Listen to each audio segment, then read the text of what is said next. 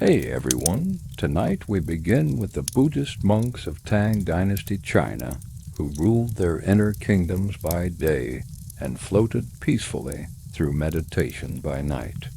So before you get comfortable, take a moment, like the video, and subscribe, but only if you genuinely enjoy what I do here.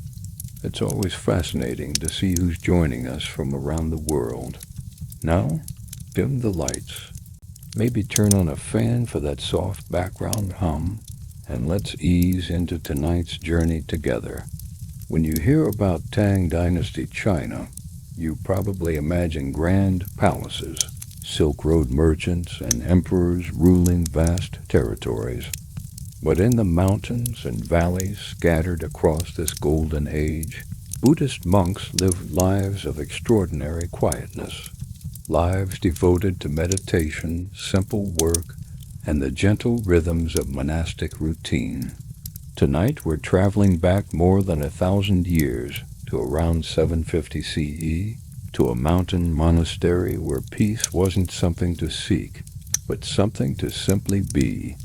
We'll walk very slowly through a single day and night with these monks.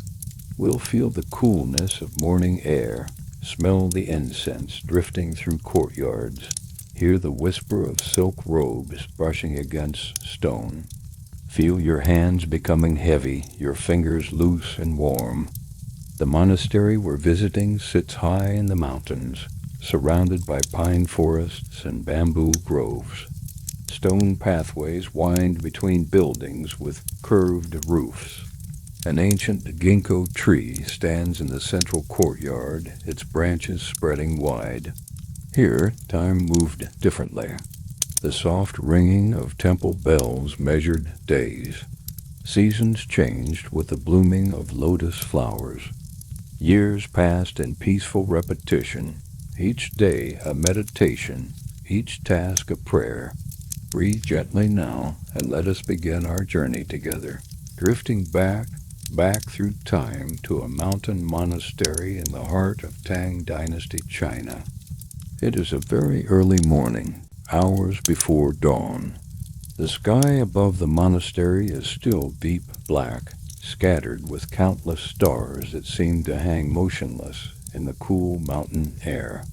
There is no moon tonight, only the gentle, ancient light of stars that have been watching over this temple for centuries. In the monks' sleeping quarters, which they call the Sengtang, dozens of monks rest on simple wooden platforms. Each platform holds a thin cotton mattress stuffed with dried straw and a single blanket woven from rough hemp fibers. The blankets are well worn, soft from years of use, carrying the faint scent of wood smoke and mountain herbs. The room is cool, but not cold. The temperature is gentle against the skin. Through the high wooden lattice windows, you can just barely make out the silhouettes of pine trees swaying in an almost imperceptible breeze.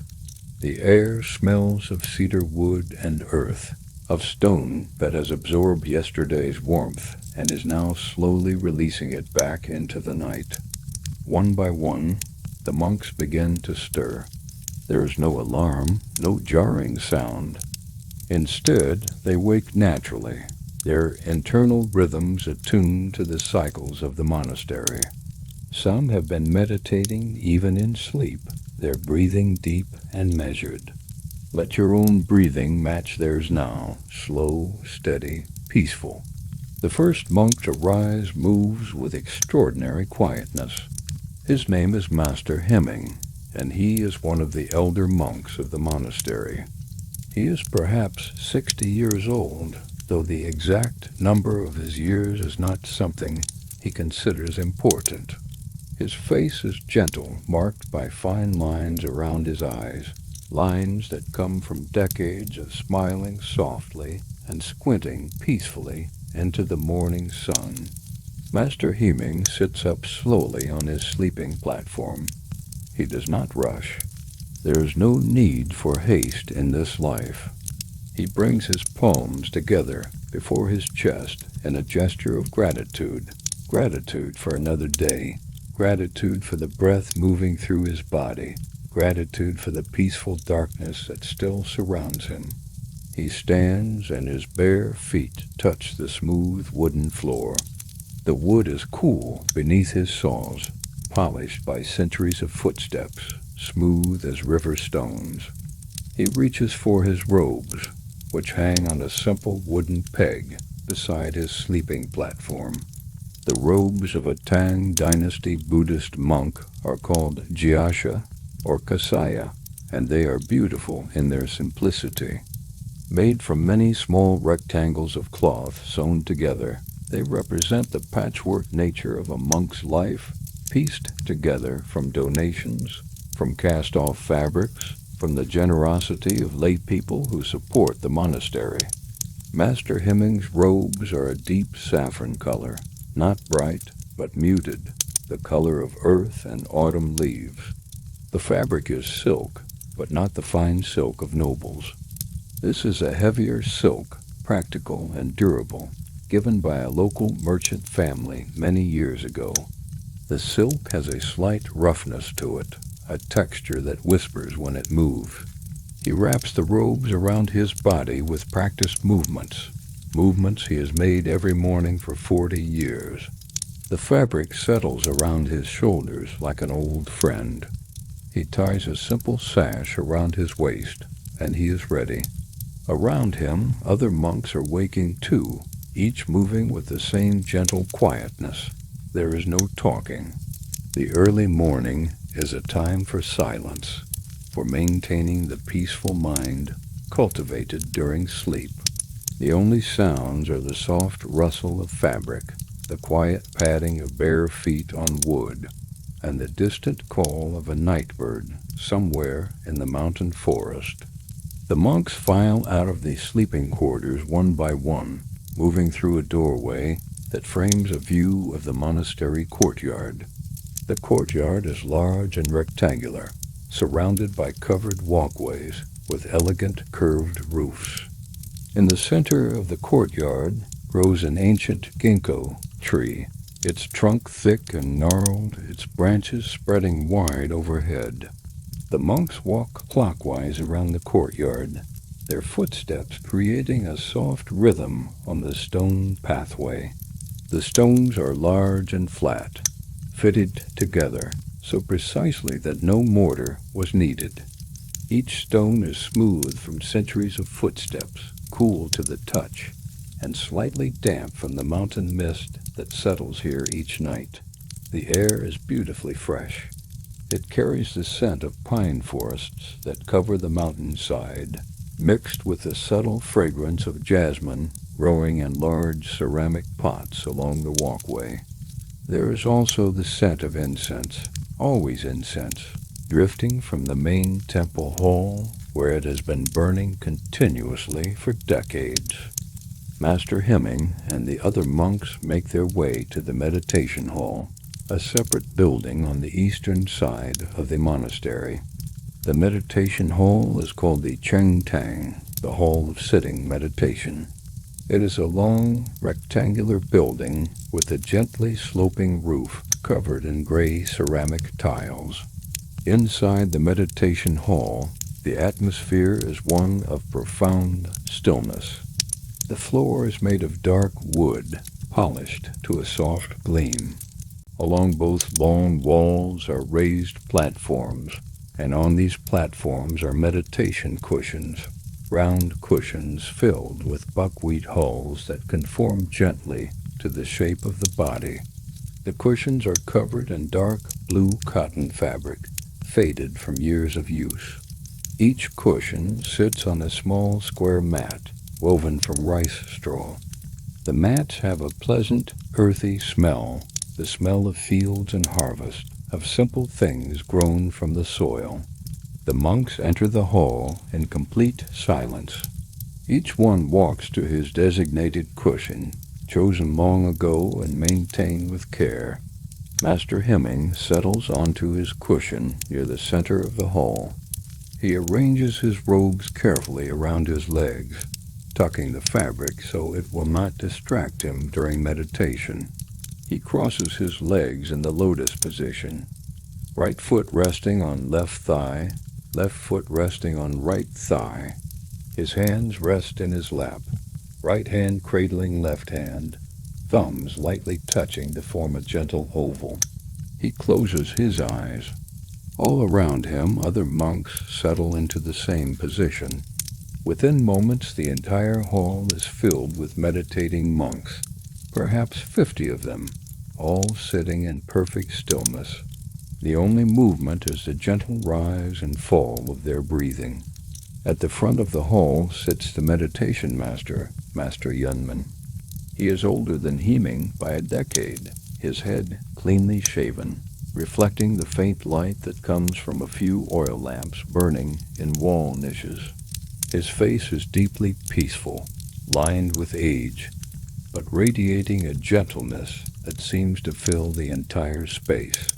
The meditation session begins with 3 strikes of a wooden block, a hollow sound that resonates through the hall. The sound is neither loud nor harsh. It is full and round, like the sound of a pebble dropping into still water. Each strike seems to deepen the silence rather than disturb it. And then complete stillness. The monks meditate for 2 hours without moving. 2 hours of simply being, of watching the breath, of letting thoughts arise and dissolve like morning mist. There's no goal, no destination to reach.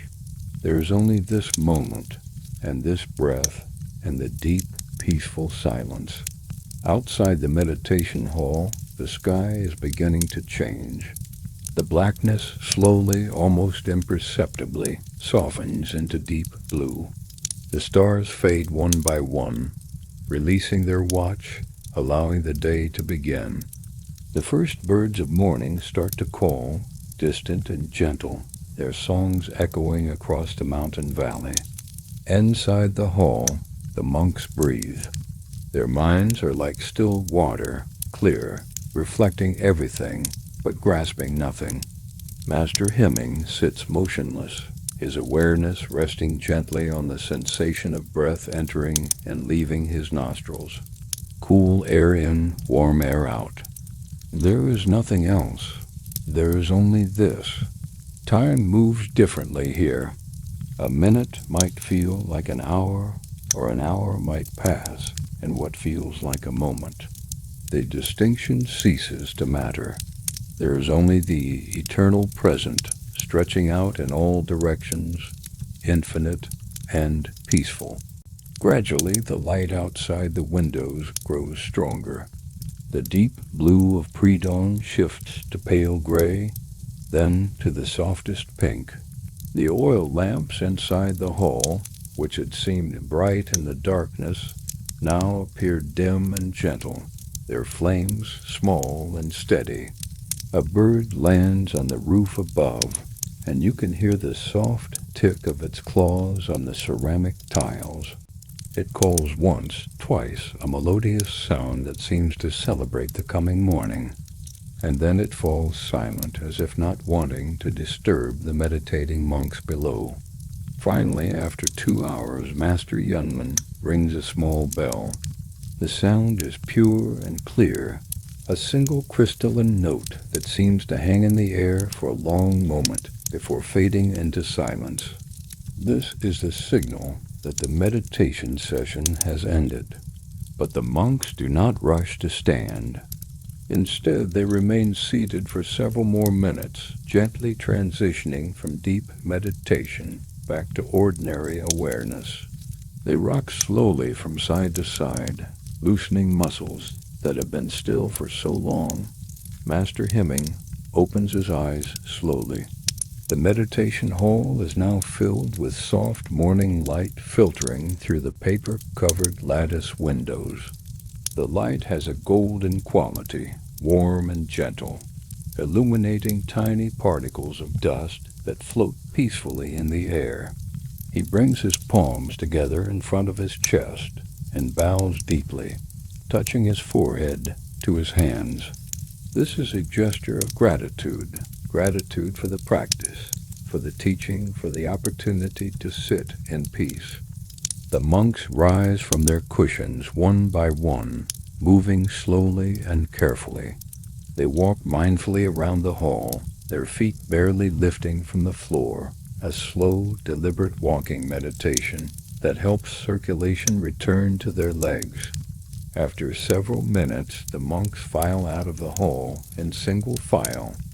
The morning has now fully arrived. The sun has not yet risen above the mountain peaks, but the sky is bright with the promise of dawn. The air is cool and incredibly fresh, each breath like drinking pure water. The monastery courtyard is coming alive with gentle activity. A few younger monks are sweeping the stone pathways with brooms made from bundled millet stalks.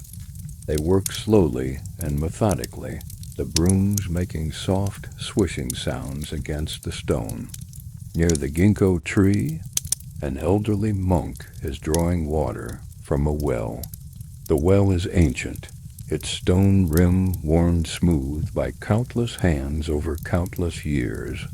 The monk lowers a wooden bucket on a hemp rope, and you can hear the soft splash as the bucket hits the water far below.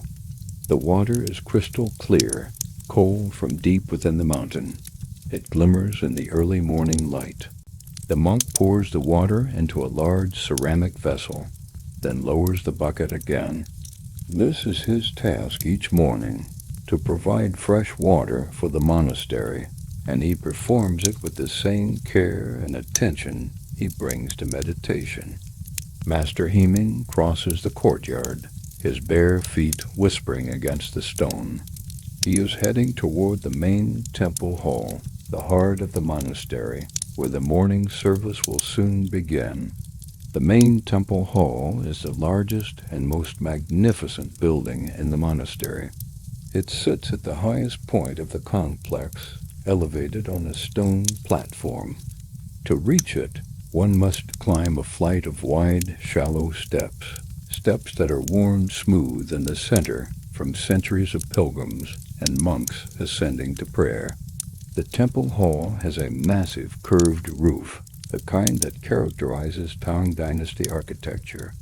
The roof curves upward at the corners, like the wings of a bird about to take flight.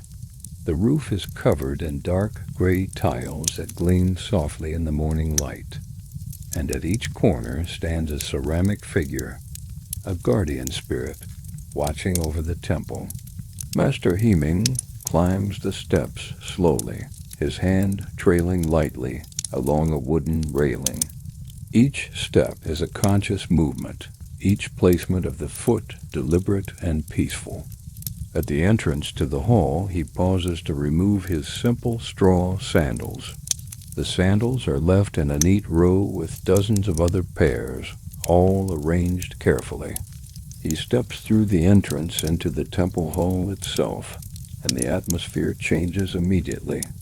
The space is vast and dim, lit only by the soft light filtering through lattice windows and by the warm glow of countless candles and oil lamps. The air is thick with incense, not overwhelming but present, a beautiful complex fragrance of sandalwood, cedar, and exotic spices. The incense smoke rises in thin, lazy spirals, creating a haze that softens everything it touches. At the far end of the hall, elevated on a platform, sits an enormous statue of the Buddha. The statue is carved from camphor wood and covered in gold leaf.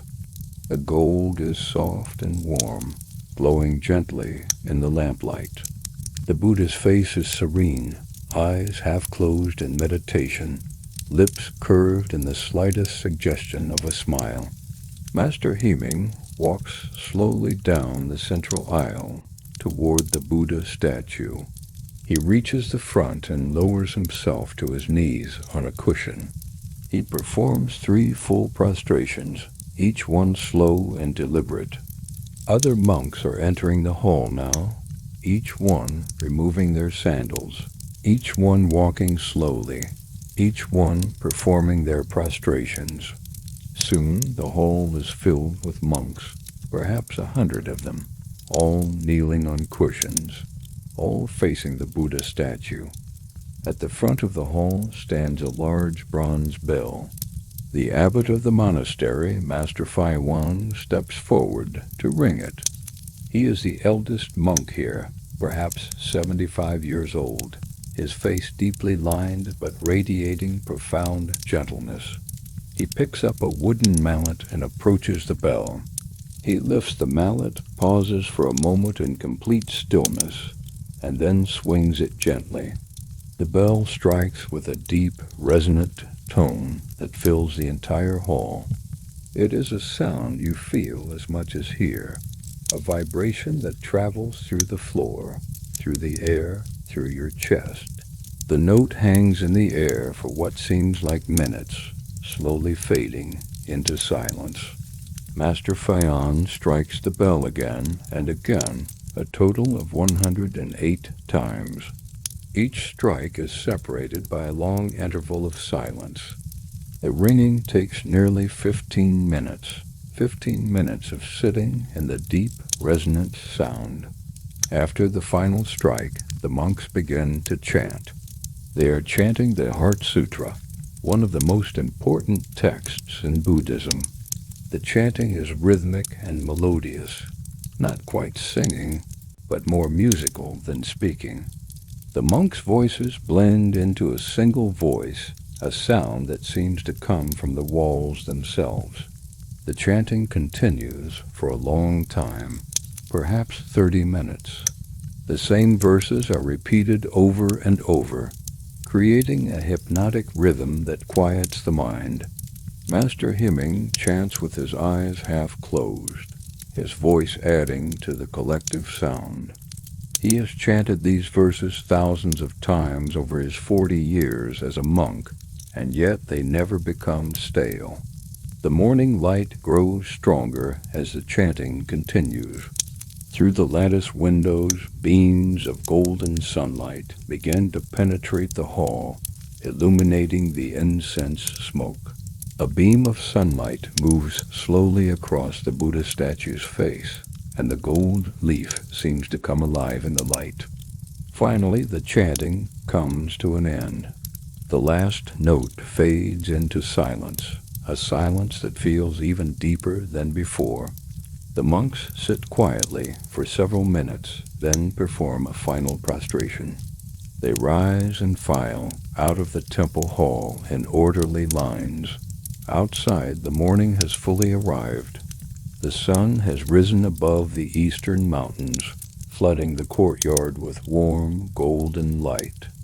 The ginkgo trees' leaves shimmer in the breeze. Birds are singing now, their songs creating a peaceful symphony. The monks make their way to the refectory, the dining hall where meals are served. The refectory is a long, open building with a tiled roof and walls that are partially open to the courtyard. Inside, long wooden tables run the length of the room, with benches on either side. The wood is smooth and warm, polished by years of use. The monks enter in silence and take their seats. In front of each place is a set of bowls or ryoki bowls nested inside each other. The bowls are made of wood, lacquered black and worn smooth from decades of use.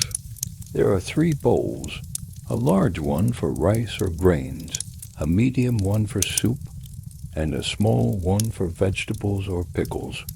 Beside the bowls are simple wooden chopsticks and a small cloth napkin. Everything is arranged with precision and care. The monks sit in silence as the meal is prepared.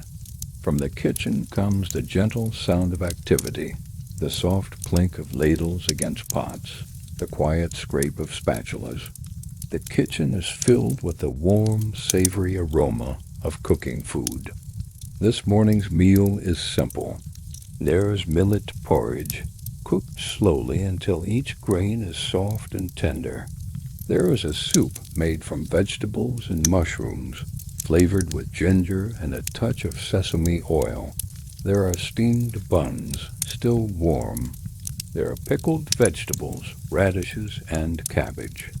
Young monks emerge from the kitchen carrying large wooden buckets and ladles. They move silently along the tables, ladling porridge into each monk's large bowl, soup into the medium bowl, and placing pickled vegetables in the small bowl. The servers move with great care.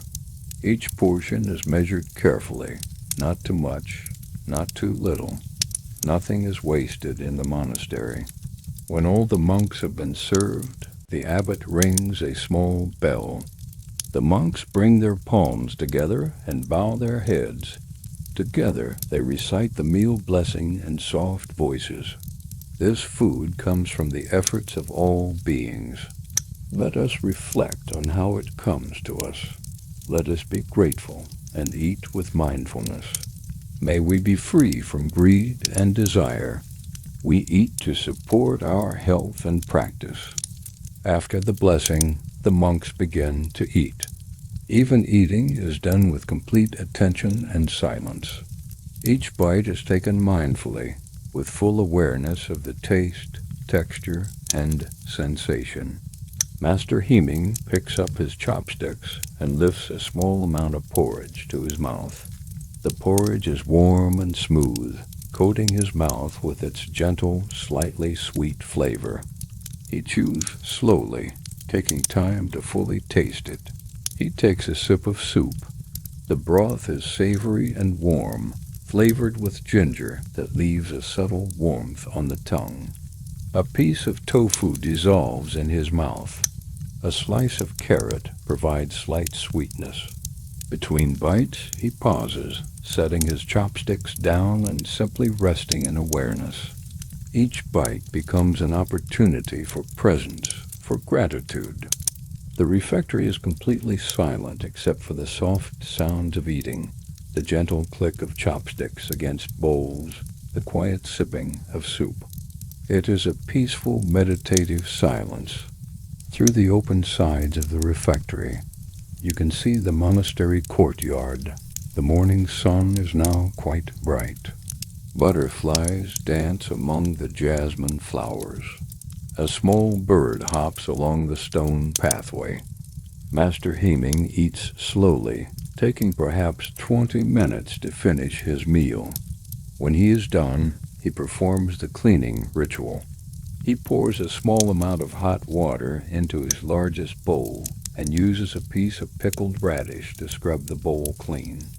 Then he drinks the water. He pours more water into the second bowl, cleans it, and drinks again, then the smallest bowl. Finally, he uses his cloth napkin to dry all 3 bowls, then nests them inside each other. Nothing is wasted. The bowls are completely clean. When everyone has finished, they sit in silence for a few more minutes. Then the abbot rings the bell once more.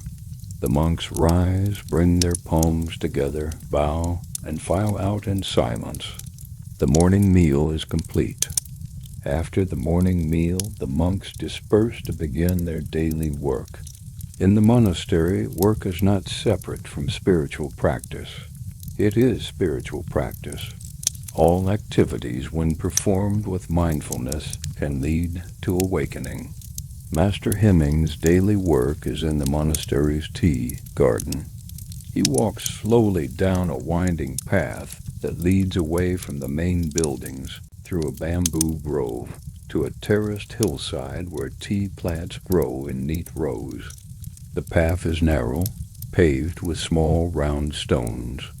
On either side, bamboo stalks rise straight and tall, their leaves rustling softly in the breeze. The bamboo creates a cool green tunnel. The light filtering through takes on a gentle jade-colored quality. As Master Heming walks, he maintains his meditation. Each step is taken with full awareness, feeling the foot lift, move forward, and make contact with the ground. There is no destination, only the walking itself. He emerges from the bamboo grove into bright sunlight. Before him stretches the tea garden, perhaps 2 acres of terraced hillside covered with tea plants. The plants are about waist high, with dark green leaves that gleam in the sun. Between the rows, the earth is dark and rich, carefully tended. The air here is fresh and slightly sweet, carrying the subtle fragrance of tea leaves. Bees hum among wild flowers. A small stream trickles down the hillside, its sound a gentle, constant music. Master Hemming is joined by 3 other monks who also work here. They greet each other with silent bows. They have worked together for years and move with the ease of long companionship. Each monk picks up a woven bamboo basket and begins walking among the tea plants. It is late spring, the season for harvesting the most precious leaves, the new growth at the tips of each branch. These young leaves are tender and flavorful, and they must be picked by hand with great care. Master Hemming stops before the first plant. He examines it carefully. At the tip of one branch he sees 3 perfect leaves, young and tender.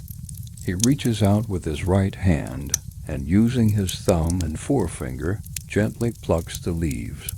The movement is precise and gentle. It is a movement he has perfected over decades, a movement that has become completely natural.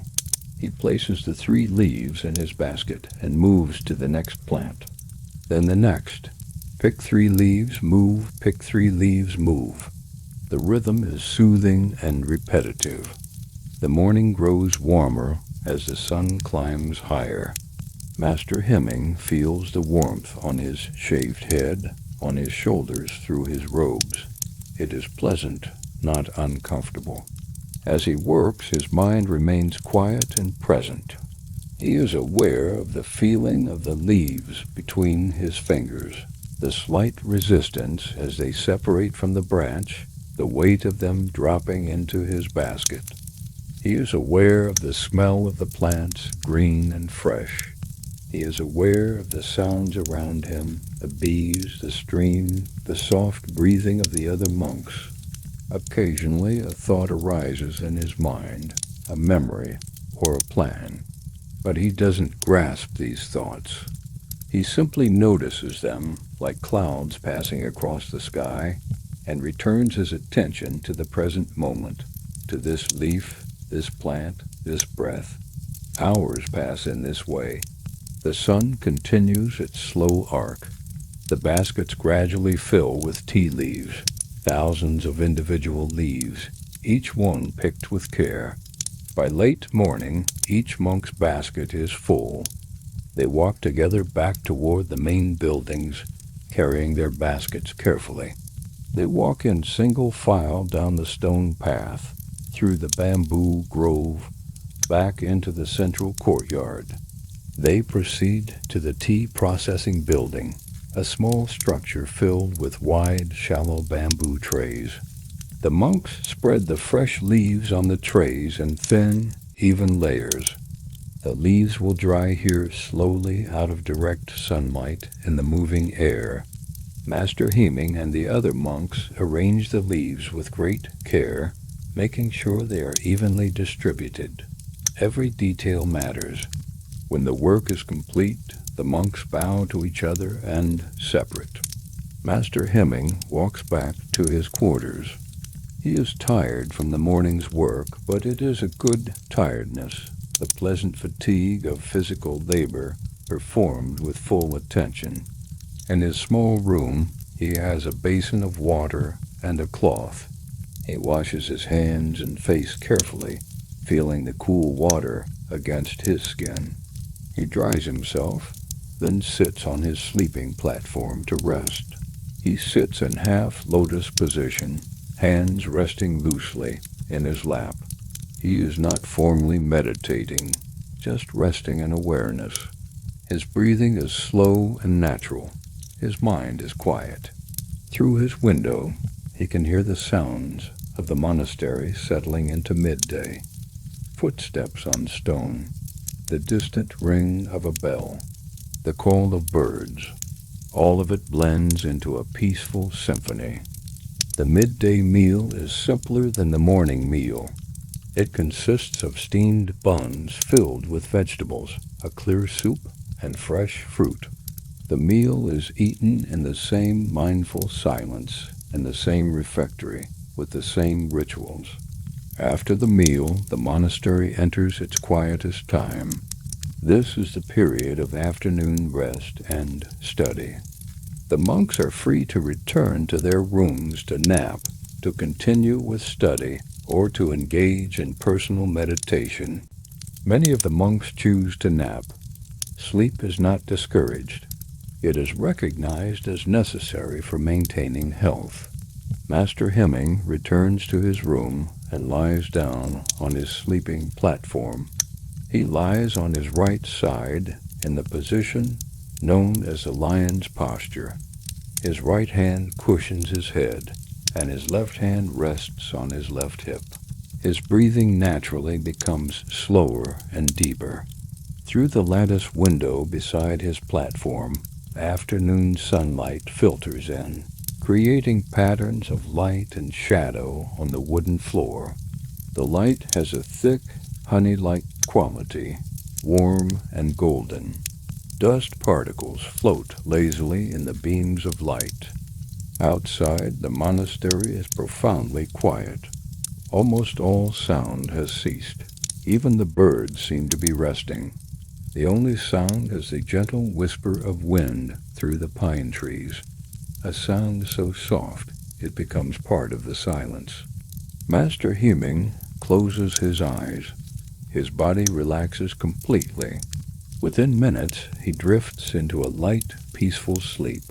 Time passes. An hour, perhaps two. The sun continues its slow journey. The shadows in the courtyard grow longer. The air cools slightly. Master Hemming wakes naturally. He doesn't open his eyes immediately. Instead, he lies still, savoring the peaceful transition from sleep to wakefulness. He notices the feeling of his body against the platform, the weight of his robes, the softness of the pillow. Slowly, gently, he opens his eyes. The light in his room has changed. It is softer now, coming from a different angle. Late afternoon light. He sits up slowly, allowing his body to adjust. He stands and walks to his window. The view overlooks the courtyard and, beyond it, the forested mountains. The mountains are layered in shades of blue and green, each layer lighter than the one before it.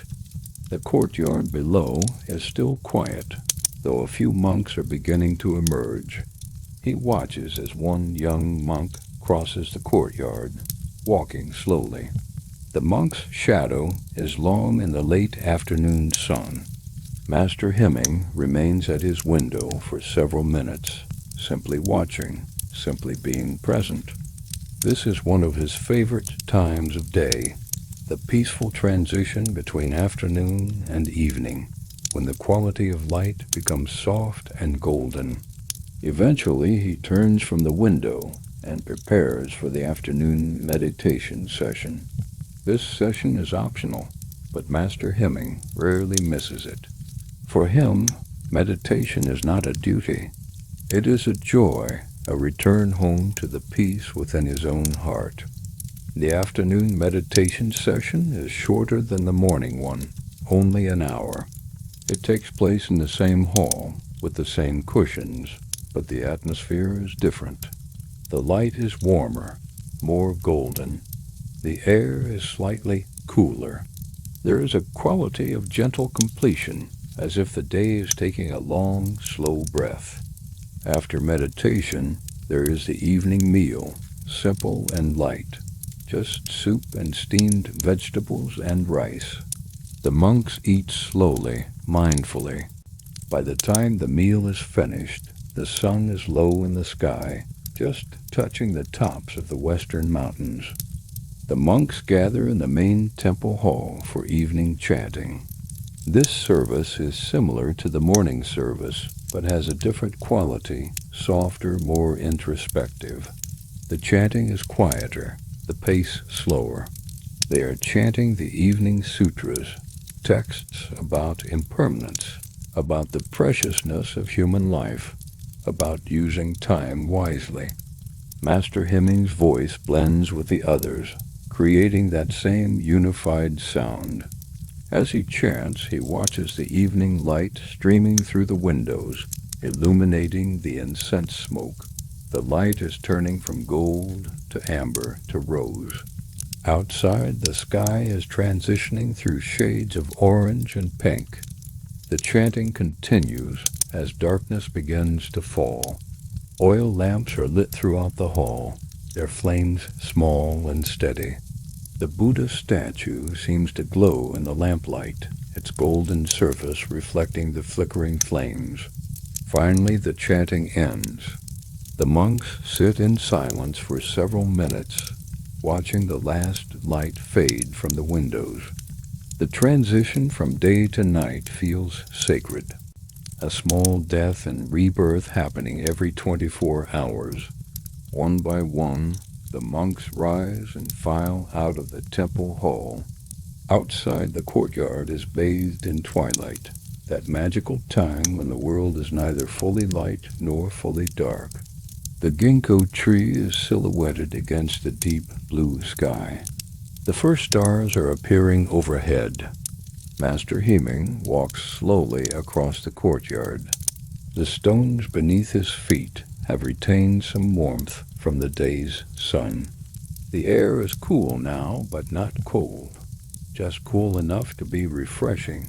He can smell jasmine blooming in the darkness. The flowers release their strongest fragrance in the evening. He returns to his room but does not immediately prepare for sleep. Instead, he lights a small oil lamp on a shelf beside his sleeping platform. The lamp casts a warm, flickering light. In this light, he sits and takes out a small book. The book is a collection of sutras. The pages are made of mulberry bark paper, thin and slightly translucent. The text is written in elegant calligraphy, each character formed with care. Master Hemming opens the book to a marked page and begins to read. He reads slowly, not rushing. Sometimes he pauses to reflect on a passage, letting its meaning sink deep. The reading is a form of meditation, a way of cultivating wisdom. Outside his window, the monastery settles into the night. Lights appear in windows throughout the complex, small, warm glows scattered through the darkness. The sounds of the day have completely ceased. There is only the gentle whisper of wind, the occasional call of a night bird, and the soft rustle of leaves. After an hour of reading, Master Hemming closes the book gently and returns it to its place. He extinguishes his lamp by covering it with a ceramic snuffer. Darkness fills his room immediately, though his eyes quickly adjust, and he can see the faint moonlight coming through his window. He lies down on his sleeping platform in the lion's posture. Once again, his day is complete. He has meditated, worked, eaten, studied, and practiced. He has lived this day the same way he has lived thousands of days before, with mindfulness, with compassion, with attention to each moment. Master Hemming's breathing becomes slower and deeper. His body relaxes completely, releasing all tension. His mind, already quiet from years of practice, becomes quieter still. Thoughts arise and dissolve, like waves on a vast ocean. Within minutes, he is asleep, a deep, peaceful sleep, the sleep of someone who has lived the day fully and has nothing left undone. Outside his window, the monastery is dark and still. The moon rises higher, illuminating the courtyard with silver light. The ginkgo tree casts intricate shadows on the stone pathway. Somewhere in the distance, a stream trickles down the mountain, its soft music constant and eternal. The monks sleep, dozens of them, all in their simple rooms, all resting after a day of practice. Tomorrow they will wake before dawn and begin again.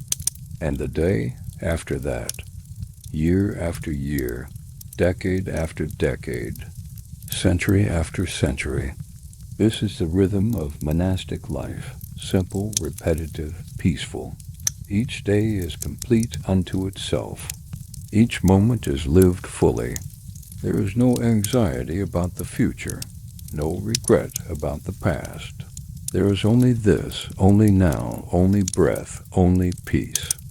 The monastery rests in profound stillness now. The moon has climbed to its highest point, casting its silver light across the tiled roofs, the stone courtyards, the sleeping quarters. Everything is bathed in this gentle lunar glow. In the meditation hall, a single monk sits in night watch, maintaining the practice through the darkest hours. His presence is like a candle flame in the vastness, steady and constant. He breathes slowly, his body completely still. The air has grown cooler with the deepening night. A gentle breeze moves through the monastery, carrying with it the scent of night-blooming flowers and pine resin. The wind whispers through the bamboo grove, creating a soft, rustling melody. In his room, Master Heming sleeps deeply. His face is peaceful, relaxed, free of all tension. His breathing is slow and even, barely audible. His body has become completely still, resting fully after the day's mindful activities. Dreams may come and go in his sleeping mind, soft images without weight. Perhaps he dreams of the tea garden, of green leaves catching morning light. Perhaps he dreams of sitting in meditation, of the sound of temple bells. Or perhaps his sleep is so deep that no dreams arise at all, only peaceful darkness. The night deepens further. Time seems to slow, to almost stop.